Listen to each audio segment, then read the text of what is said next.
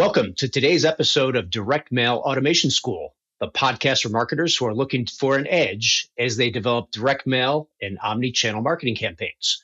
My name is Dennis Kelly. I'm the CEO of Postalytics, the leading direct mail automation platform designed for marketers to deploy automated direct mail and omni-channel marketing campaigns with the speed, integration, and analytics of digital marketing. Today's guest is Casey Hill, who's the Senior Growth Marketing Manager for ActiveCampaign, one of our Postalytics integration partners that we love to work with. Super psyched to have Casey on today. Casey, welcome. Thank you so much, Dennis. I'm excited to be here.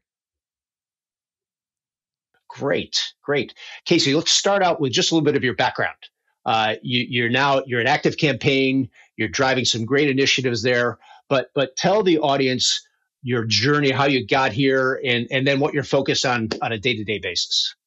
Yeah, absolutely. So I've been in the SaaS and in the software space for over 10 years, serving in kind of sales and marketing leadership positions.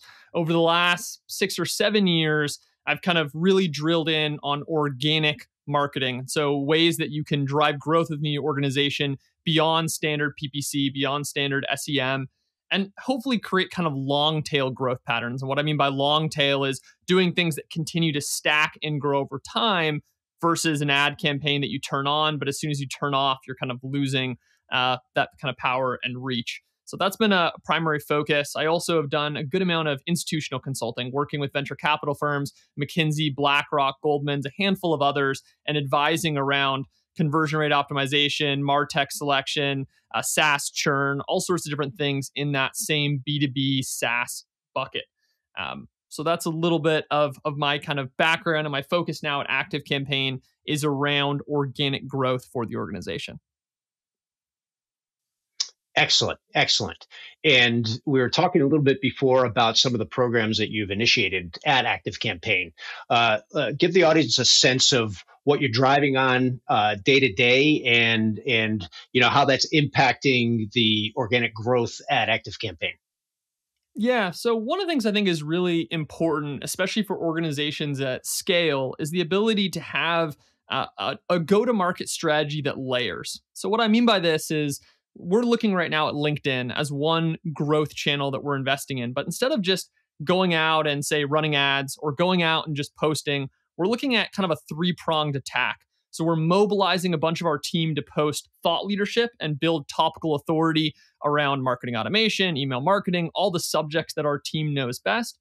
But we're also running a campaign I call social amplification, where we're getting dozens and dozens of customers each week to share their stories, their case studies, their wins, their favorite feature within the platform.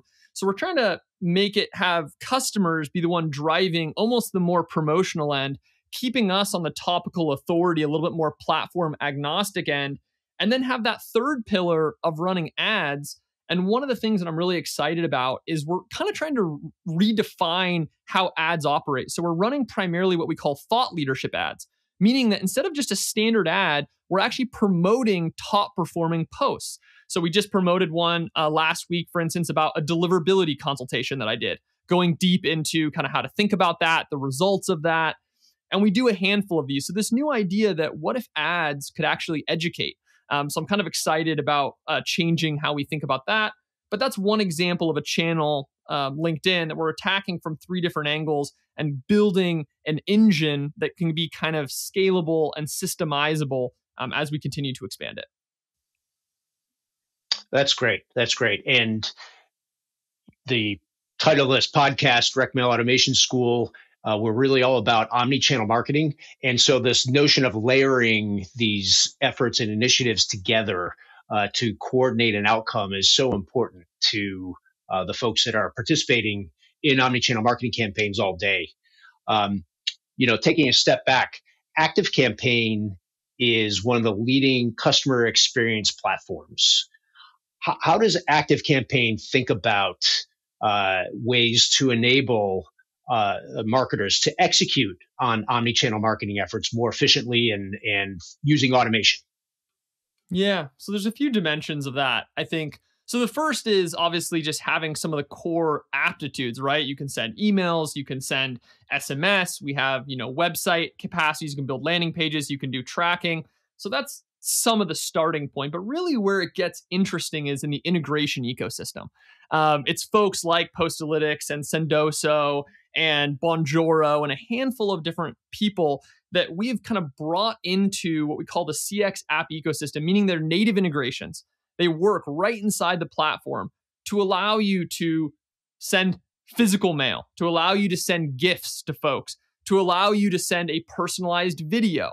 All of these different integration partners that function directly within the tools. So what we realize at ActiveCampaign as we continue to grow is there will never be a truly all-in-one. It's just not possible. You can keep trying to add things, but ultimately the winning tools and the winning platforms are going to be the ones that seamlessly work with all of those other key pieces of a business that someone needs to operate under one central hood as seamlessly as possible. So really what we've invested in as part of this omni-channel approach is making that as easy as possible for our users to be able to go in, build an automation, layer in that kind of multi-step process, and bring in all of those best-in-breed tools in different dimensions for our customers.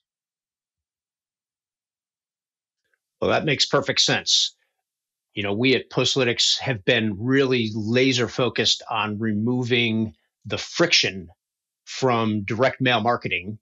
And, there are so many different ways that we can let processes and technology get in the way of actually getting things done. And so really applaud the approach by ActiveCampaign there with the CX apps, because by enabling partners like us to embed ourselves right inside of ActiveCampaign, it just makes it so much easier for marketers to be able to execute on these omni-channel campaigns. One of the areas that often marketers are really eager to dive in on is improving the results of existing email workflows and automations that have been built. And so that's really one of the areas where we often will find low-hanging fruit with our ActiveCampaign customers. Say, hey, you've been running this win-back campaign now for the last couple of years, and it's targeting customers that haven't bought in 6 months or something along those lines. If they're not opening your emails, plug in some direct mail touches, right, to try to reactivate them. Because clearly one channel's not working. Well, let's rely on another channel, or let's layer multiple channels together. And so we find that to be such a rich area to focus on, particularly given the fact that we can live right inside of ActiveCampaign. Absolutely. And I think it also comes back to communicating with your customers in the way that they like to communicate, right? It's even on the intake process. We now see more companies will ask, do you want to get emails from us? Do you want to get SMS from us? Like, get the customer involved in that process. I think that's one really big component of this. And then there's also a little bit of what I call kind of surprise and delight. Sometimes there's mixing it up, sending that personal card, sending this unexpected touch, which can also add just a little bit of that brand loyalty and trust into a relationship where someone sees, okay, they broke away from the standard mold of just sending us the same generic emails as everyone else, and they did something a little bit different. So I think both communicating with your customers in the way they want to be communicated with and surprise and delight at the right key inflection points, and using the sophistication of a tool like ActiveCampaign and things like lead scoring. We can kind of dive into any of these use cases if you want, but I think that helps facilitate making sure that you're sending the right message to the right person at the right time. No question about it. No question that layered approach is so important, and it'll help you distinguish yourself from all the other folks that are just kind of banging away at one channel all day long and don't really think much, because automation is a wonderful thing, but it needs to be managed and dealt with and thought about on a regular basis, like any other type of technology and approach. And so by really getting involved and finding ways to get the right content to the right person at the right time using the right channel, you can really distinguish what you're doing from your competitors. Yep. You know, Spot on. as it relates to automation, yeah, like to help us understand, uh, when ActiveCampaign is engaging with customers and they're getting up and running on their first sets of automation,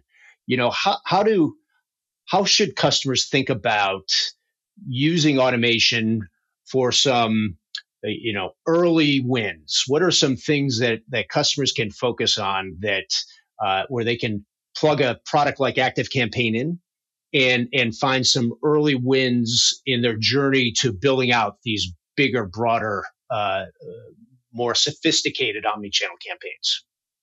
Yeah, for sure. So I think that when it comes to kind of getting set up and building those onboarding flows, when a company that comes on, they start using ActiveCampaign and they're building up these initial processes.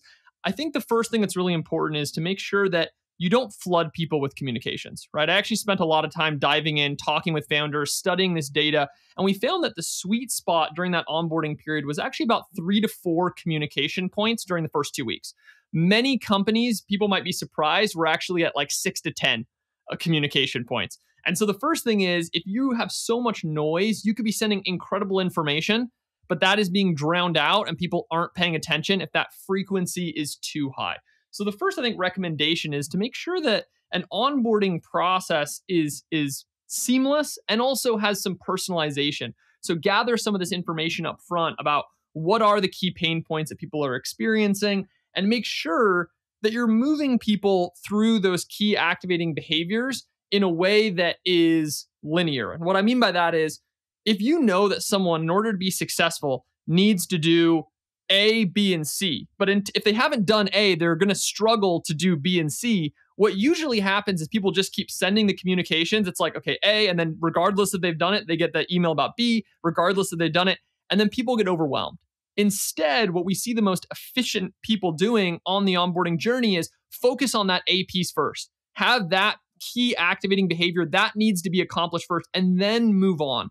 So that's using things like conditional logic that you can set up in tools like ActiveCampaign to make sure that as your customers are moving through those flows and processes, you have that set up. And then the second thing I think is being really thoughtful about engagement patterns or someone being kind of quote unquote at risk as they're going through the flow. So what I like to do is if someone comes in, and this isn't a B2B, I'm talking in a B2B context as someone who's operating an ActiveCampaign account. If someone comes in and they've been inactive for say 7 days, have some sort of tag inside of ActiveCampaign that prompts an action for you to proactively either call a person, send them a message. You can have a task generated for your team to try to communicate. You can try a text. You can try some sort of thing like Postalytics, some alternative way to make sure that you're getting that person's attention when they're struggling. So I think overall, when people are starting out, that's a little bit of the way of how I think about kind of building the onboarding process. But there's another side of this question, which is like a new user to automation. Like if you're just a new user, like where is your headspace as a new user? I think the key there is simplicity of focusing on problems one at a time. When you get into any big environment, there's going to be so many different ways you can go. And the reason that people typically churn or don't stay is they just get overwhelmed. So you come in, you have a specific problem, you have a specific challenge. So set up a flow to address that first. Then look at where you have weak points. Look, hey, we're doing really good. People come in, they engage super well with our first 2 messages, and then they fall off. So the first step is, okay, study that a little bit. Do you have like 4 different CTAs, in which case you should probably simplify, but what are people interested in? What are they clicking on? Based on that, how can you tailor that journey better and try to understand why people fall off?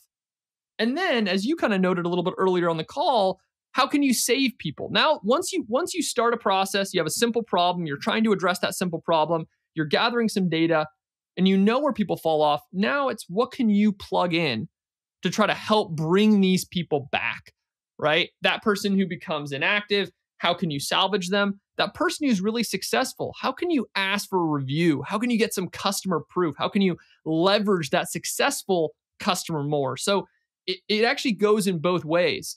How to mobilize and get as much energy as you can from your top performing clients to be advocates? And how can you save and salvage the relationships of people who are struggling? That's a little bit about how I think about the two kind of sides and dimensions of adoption.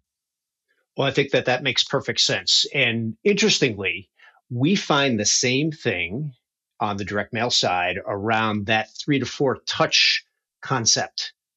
So we run into a lot of folks that sign up and start using Postalytics because they've never really done direct mail and they want to test it. And so they will say, all right, well, I'm going to send one direct mail campaign out, and if it works, then I'm going to do more. And they'll send out a single touch. They'll send out one postcard to a group of people. And what we like to say is, well, that might work, but it probably won't. You're going to need to do multiple touches, but you cannot overwhelm folks either. So you need to space your touches apart. You need to be smart about using data to give them relevant content, relevant calls to action, relevant offers. And so, as you gather data about their usage, about their interests, about what they are actually responding to, you can use that to dynamically create communications, whether it's through automated direct mail like us or through SMS or email or other communications. And it's critical that there's that kind of conditional logic that you mentioned that says, well, if they're not reacting to this, don't keep pounding on that over and over and over again. They're going to go blind looking at all your communications. You've got to make it smart and laser focused using the data that you are able to capture, right? And so 100% agree with what you're saying there. So shifting gears a little bit, Casey, I understand that there's some exciting news coming from ActiveCampaign today. Give our audience a sense of what's in this big announcement that is just coming out. Yeah, really exciting. We just announced the acquisition of a company called OneSend. And it basically is a company that allows multi-location or franchise brands to have the ability to communicate and send across all of their customer bases. It also has integrations around points of sale and a bunch of other exciting functionality specifically tailored for those multi-location companies and brands. And so we're super excited about this. It was just last year that we acquired another best-in-class brand, Postmark, around transactional mail. And they've had a phenomenal story and journey with us over the last 12 months. And now we're just another acquisition to add more functionality, more benefits for users. And so I love to see it. And I'm super excited about that additional bandwidth that we're going to be able to bring to those multi-location folks. Well, that's wonderful news.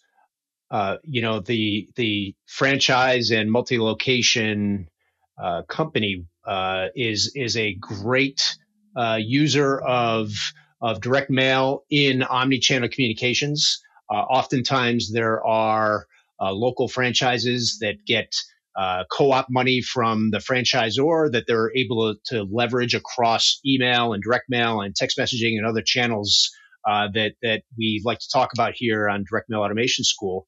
And so we're seeing a huge uptick in usage from these companies. And there are some things that are really important for multi-location retailers and franchisors, like centralized brand control of creative, but distributed billing and accounting to different parts of the organization, different franchises. And so by wrapping that into ActiveCampaign, I think you guys are going to see huge growth in that sector, combining all the things that you guys do well already. Super exciting. And I'm thrilled to be an integration partner with ActiveCampaign as you guys are on this journey. So hopefully we'll be doing a lot of great work together as a part of this. Yeah, absolutely. It's super exciting. I think ecosystem is one of the biggest differentiators actually in the space right now. A lot of people kind of use the term integration very loosely, and we don't really know, like, what does that exactly mean, right? Some companies just mean we connect via Zapier. So they say we have 10,000 integrations, but really it's just through Zapier. Other people, it might be through API. Other people, it's maybe a one-way integration or a two-way integration. So it's really hard sometimes in the world today to understand what that means. But I'm really excited that at ActiveCampaign, we've built a lot of native direct integrations that right inside the tool, you can layer into an automation map and be able to execute for folks. And I think that adds not only a lot of like robust capacity, but also just simplicity, right? I think a lot of companies, as they build out, they know that struggle of trying to get all your tech tools to talk to each other. And actually in 2020, I was running growth for a company called Bonjoro, who's also part of the ecosystem. We actually transitioned over to ActiveCampaign. We were using MailChimp on the marketing side, marketing automation side, and we were using HubSpot free CRM just for a basic CRM. And we wanted something that was consolidated under one roof.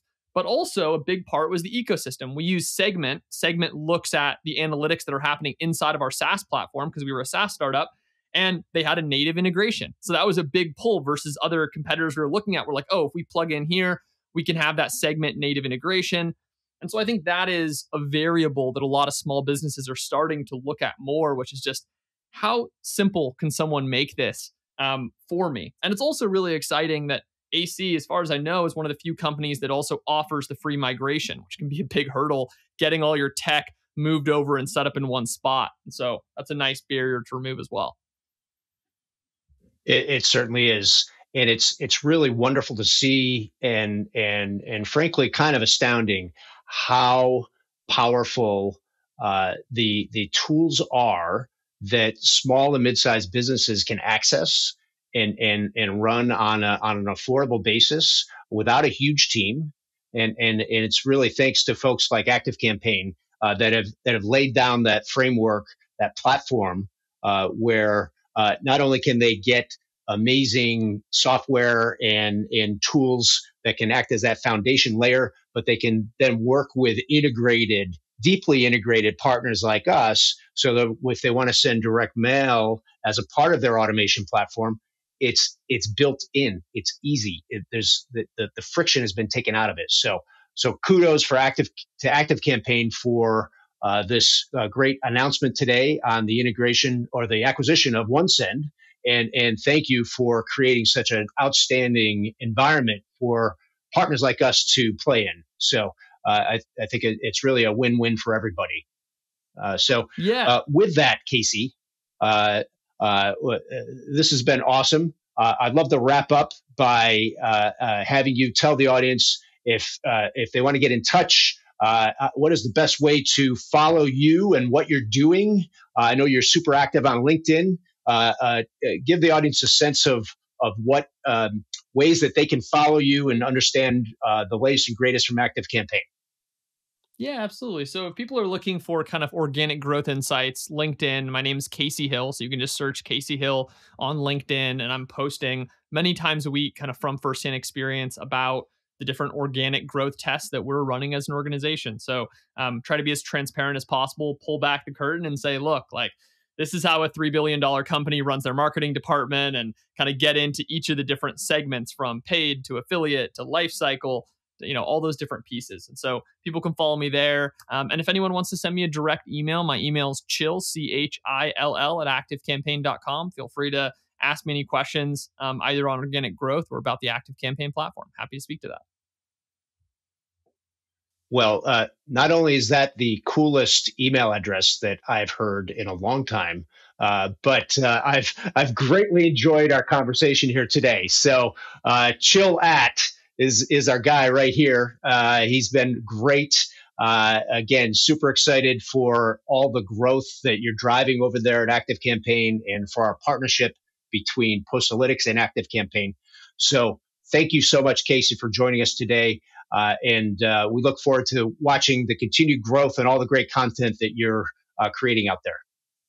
Thank you so much, Dennis. This was great.